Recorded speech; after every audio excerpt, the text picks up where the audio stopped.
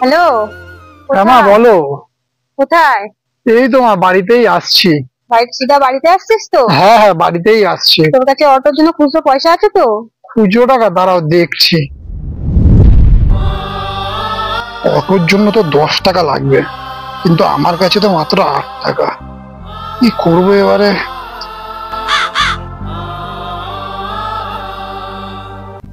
দাদা, দুদিন ধরে কিছু খাইনি দাদা, 10টা টাকা দিলে খুবই উপকার হতো দাদা। দুদিন ধরে কিছু খাইনি দাদা। অটোতে যাওয়ার জন্য তো আমার 10 টাকা লাগবে, আছে আমার কাছে 8 টাকা। এটা নিয়ে আমারও কিছু হবে না, থাক। এটা মনে হয় ওর ভাগ্যেই ছিল। নে ভাই, কিছু খেয়ে নিস। ধন্যবাদ দাদা, ধন্যবাদ।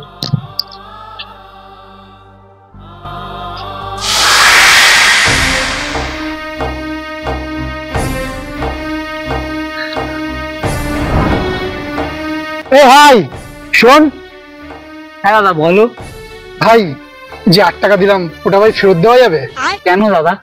আরে যেতে যেতে 18 টাকা দামে সিগারেট খাবো না? না না না না, আমি দেবো না, আমি দেবো না, দেবো না, 5 টাকা দেবো না। দে পালা দে। হাট, হাট, চল সিগারেট খাবো আর ও না। মাদার